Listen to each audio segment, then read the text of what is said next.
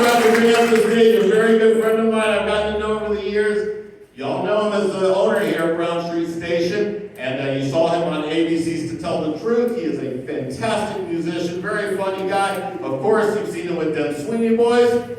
Please welcome the very talented Mr. Greg Thompson!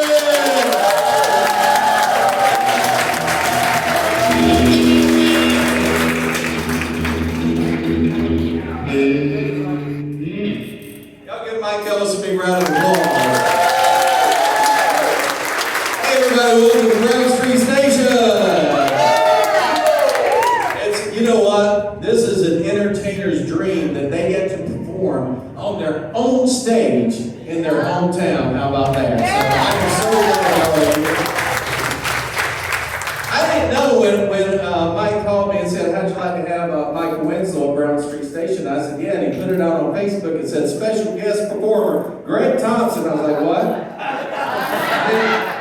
I didn't know, and I called him and I said, what, you put me on the bill? He said, well, we got to kill about 20 minutes. He said, might as well kill it good. So I'm glad to be here. Yeah, I'm from Chadbourn, I live in Florida, and I've had people come up to me and say, Greg, you moved away from Chadbourn. And I said, no, I didn't. I took it with me. That's right. I sprinkle a little Chadbourn everywhere I go. And I got to tell you this true story. Years ago, I was driving by a live nativity scene at a church.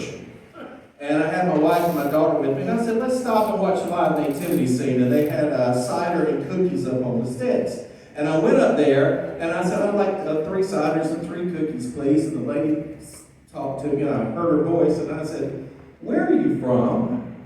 And she said, a little town in southeastern North Carolina you never heard of before. And I said, try me. And she said, a little town called Chadbourn, North Carolina. And I said, you mean the strawberry capital of the world? And she said, Chadbourn's the strawberry capital of the world. I said, I'm from Chadbourn too. And she said, what's your name? And I said, Greg Thompson. She said, you're Gail Thompson's cousin, aren't you? And I said, yeah. She looked at the lady next to her and she said, hey, he's from Chadbourn too. And that lady said, y'all must be number ones.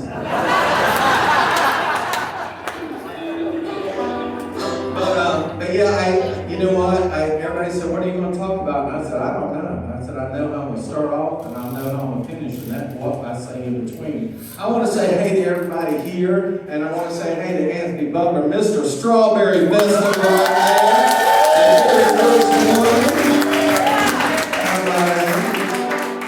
I said, why didn't they have that when I was here? I would have run, I'd have done something, you know. Next year, can I enter if I live in Florida now? Y'all, I want to tell you, he was talking about the cooking and everything, and I love, my daughter, on Christmas, Thanksgiving, and Easter, she says, are you going to cook Chadbourn style? So those are 3 days I cooked at home. And she said, I want sweet tea. So wherever I go, I try to find the best home cooking place, and I was in New Orleans several years ago, and I went to the front desk of the hotel, and I said, I am craving some really good biscuits and gravy. And the lady said, go walk out the door, go 4 blocks, make a left, you're going to see an old faded out Coca-Cola sign, or as we say, Coca-Cola sign, and you go in there and they got the best biscuits and gravy in Nolans. And I said, okay, so I went down there, I had to step up into it. I walked in, there was one customer. It was a little old lady. It was Sunday morning, and she must have been on her way to church because she had her little Sunday go-to-meeting hat on in her dress, and she was hunched over a cup of coffee with a cigarette in her mouth. Right there. With about 2 inches of ash hanging off the end of it, right? So I walked in, I sat down, the waitress came over, and she said, what can I get you? I said, I want some really good biscuits and sausage gravy. And she said, my mama makes the best biscuits and gravy in Nolans. And I said, well, that's nice, but I'm not at your house, I'm here. She said, Mama's in the kitchen. And I said, oh, in that case, bring me some biscuits and gravy. So a few minutes, she brought out a biscuit this big. It was square. It was about that thick. and a big bowl of homemade sausage gravy, and I poured it over that biscuit, and I cut into it, and I put it in my mouth. Fireworks started going off in my head, and I sat back, and y'all excuse me, but I'm going to tell you what I said, all right? I sat back, and my eyes opened up, and I said, damn! And that little old lady turned around and looked at me and said, they good, ain't they?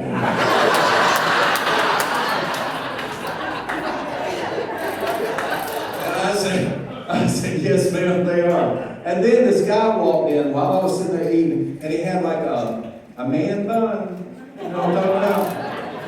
And I was sitting there eating, and he stopped and looked at me, and he said, you know, if you keep eating stuff like that, your arteries are going to harden, and you're going to die. And I looked at him, I said, I'll have you to know, my granddaddy lived to be 94 years old. He said, from eating stuff like that? I said, no, from minding his own business.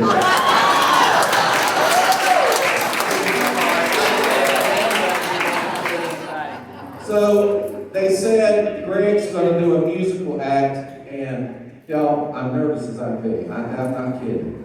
But I'm going to do something for you. And here's a song I wrote by John Denver. And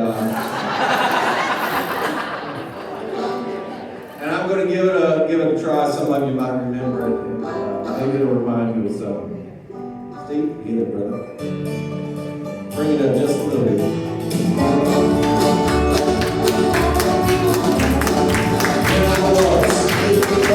Just along the floor. We used to play down at Grandma's house. Everybody did her so. We take the pie, turn the cake, all the love of the world. But the best time to about Grandma's house was great day. It's not me, it's 65, it's always down the table. It's big for the sport, and it's the whole world. It's more than it's more than dogs, and it's so much better. It gave us a single hat like fun. Grandma's the baby. Now that's something that's in that fire. Don't know what to do.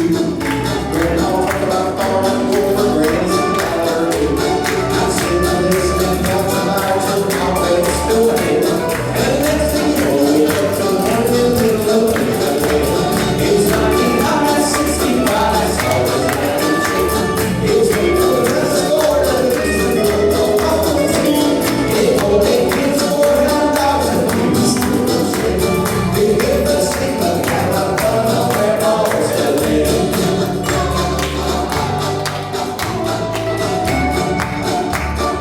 Come on, I love the hall of Granny Grandma King.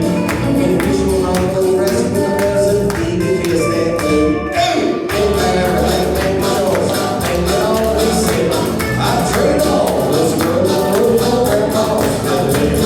It's 99, 65, it's almost down the street. It's made for the sport, and he's still hold on Uncle T. It only is $400, and we still frustrated. It get much sleep, but have a fun on Grandma's today. It get much sleep, but have a fun on Grandma's today.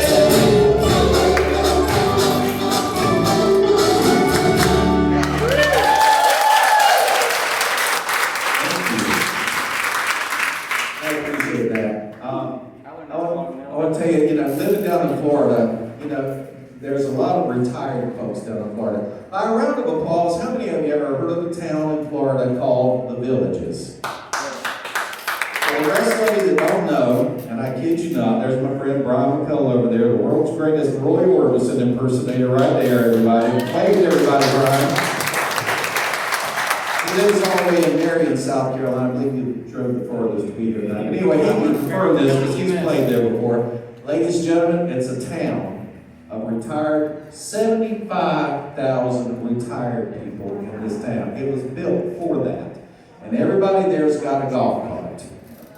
All right? And they have a drive-through at Burger King for the golf cart. I kid you not. And you can go down there, and they have, I sound like I'm plugging this place. I want everybody to retire in Chadbourn, but you can go, they have entertainment every night of the week, 7 nights a week. It starts at 5 o'clock, it ends at 9, and I kid you not, at 9:01, there's not a soul to be seen anywhere. Those people have got to take their medication and get to bed.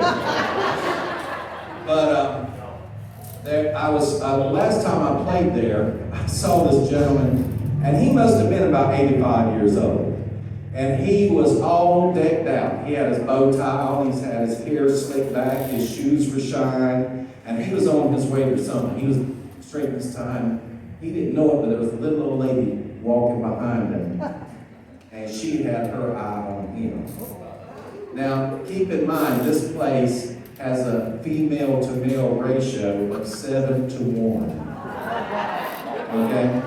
So, he was walking along, and he ducked into a little pub there, and she walked in right behind him. I said, something is going on here. I'm going to check this out. So I went in behind her. She sat here, she sat there, and I sat there and acted like I wasn't listening, you know. And I heard her say, good evening. And he said, good evening. And she said, what's your name? And he said, Harold, what's your name? She said, Gertrude. And she said, where are you from, Harold? And he said, oh, I'm from right here in Florida. And she said, well, that's weird. He said, what's so weird about that? She said, well, I thought everybody from Florida had a suntan, and you don't have a suntan. And he said, well, there's a good reason why I don't have a suntan. He said, I've been in prison for 45 years. And she said, prison? For 45 years? My land, what did you do? He said, well, a long time ago, I killed my wife, cut her up in little pieces, and buried her in the backyard. She said, so you're single? Now, there's a town down in Florida called Palatka, and I got a couple of friends in Palatka, Bubba and Earl. Now, let's just say Bubba and Earl are not the brightest candles in the church, okay? So, I called him the other day, and Earl was telling me, he said, Greg, he said, me and Bubba were driving down the road the other day, and we were about to run out of gas, and we passed this sign, and it said, it was for a service station, and it said, free sex with Philip. And Bubba said, hey, we got to get some gas. Let's go there and get it. And Earl said, all right. So they went up there and he told the man, said, fill her up. The man went back there, filled her up, told him how much it was, and Bubba gave him the money. And Bubba said, hold on a second now. You got a sign down the road that says, free sex with Philip, and I just filled it up and I want that sex. And the man said, oh, well, you got to win a contest to get that. And Bubba said, okay, well, lay it on me. And the man said, all right, I'm thinking of a number between 1 and 10. What is it? And Bubba says, 5. And he said, nope, it was 7. And Earl said, let me try. And the man said, all right. And Earl said, 8. And the man said, I told you it was 5. So he said, Greg, we drove down the road, and Bubba looked at me and said, Earl, I believe that game was rigged. And I said, Earl, you think? He said, Greg, that game was not rigged. He said, I know for a fact it wasn't rigged. I said, how do you know that? He said, I sent my wife down there twice last week. She won both times.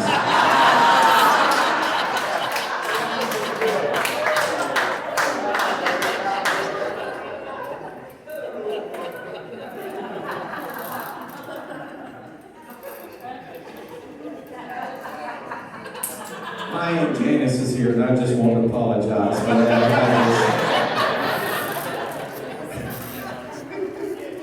Well, I want to share something else with you. I got upset the other day because I went to Walmart. Has this ever happened to you? I went to Walmart, and there was a youngin' there, about 4 years old, and he was running up and down the aisles, and he was knocking things off the shelf and talking back to his mom. And do you know what she said? You know what she did? She said, Brody, if you don't behave, I'm going to give you a time out. Let me share a story with y'all. It was 1979. I was 16 years old. And one night I came home about an hour past my curfew. And my mama was waiting up for me. And she said, Greg, where have you been? And I said, out. And she said, what have you been doing? And I said, stuff. She said, who have you been doing it with? I said, none of your business. That was 1979. I woke up in 1981. That is a timeout. Can I get an amen?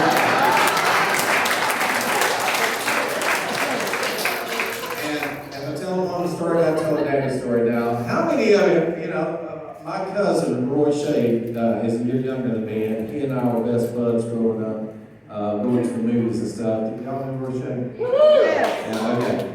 Well, one day we were out in the yard, raking leaves, and Daddy, out of the clear blue, I was 17 and Roy Shea was 16. I had a little MG midget. Out of the clear blue, Daddy said, "Boys, did you know that if you chewed on pine needles, it would get rid of the smell of beer on your breath?" And me and Roy Shea raking leaves, looking at each other.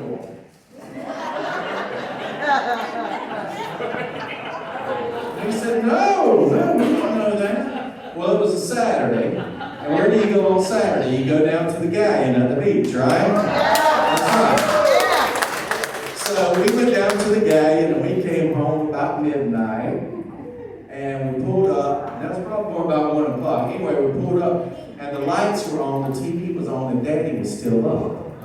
And I said, oh Lord. I said, we need to go chew on some pine needles.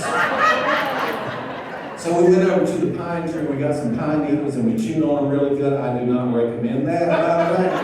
And we walked in the house, and Daddy was sitting there watching TV. He said, hey boys, hey Daddy, how you doing? Did y'all go to the beach? Yes, sir. Did you have a good time? Sure did. You boys weren't drinking beer tonight, were you?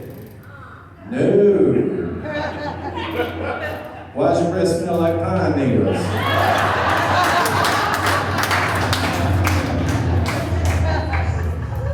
He thought that was very amusing. He and Roy Shea just went, you guys. I'm going to share another story with you. And then I'm going to get our music. Y'all give a round of applause for Mr. Johnny Stone over there. He's a music director. Quick story. Johnny's from Chadbourn. He found me on Facebook and said, I believe we know some of the same people. You need to come see me down at Universal Studios. When I went down there and said, yep, we know the same people. As a matter of fact, we figured out we performed in the same show one time at a gospel sing down by the liquor store. True story. But anyway, I'll get Johnny here with me in just a minute. I want to tell you about medieval times. Now, a lot of you know that I worked at Medieval Times in Florida. You know, by round of applause, you know what Medieval Times dinner show is? Okay. And if you don't, it's where you go into a big castle and there's 6 nights and you eat chicken with your hands and you got little flags and you wave for your knight to win and cheer and scream and everything. Well, I was the master of ceremonies. And one of the reasons I got the job is because I knew how to ride a horse, right? So that's a pretty cool job. I got to ride a horse every night. And no, I did not talk at medieval times like you're hearing me talk now. Because I spoke with an English accent. My lords and ladies, on behalf of His Grace the Count, we welcome you to medieval times. And they hit that go button and go, times. And everybody stand up and wave their little flag and cheer. Well, I like for the show to start on time. And that night, we were running a little bit behind. Now, what's the first thing you do whenever you ride a horse? You check your equipment. You make sure that that bridle's on good. You make sure that that saddle's on tight. Well, I was running a little bit late, and I didn't check a thing. And don't get ahead of me, it's not what you do. But I got on the horse, and the stirrups were a little bit low. And I thought, that's no problem, I can ride without stirrups. Well, the curtain opens, trumpeters go out, and they go do-do-do. Well, what's supposed to happen? The curtain opens up, I shoot out of the tunnel in a cloud of smoke. I right out the center of the arena, the spotlight hits me, I spin that horse around, my lords and ladies, welcome to medieval times! And everybody goes crazy. Well, it didn't happen exactly like that night. The trumpeters went out and blew the horn. Do-do-do-do-do-do-do, the curtain opened up. I gave the horse this.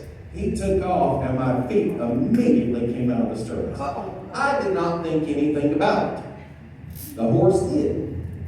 Because those stirrups started banging on his stomach like that, and he thought I was telling him to go faster. So he lowered his head and went into a full-out run across that arena, and I thought I was going to be busting through the kitchen doors at the other end. And I pulled back on those reins as hard as I could, and when I did, the left rein snapped. And that horse thought that I told him to make a U-turn and go that way. And he did not include me in on his plans.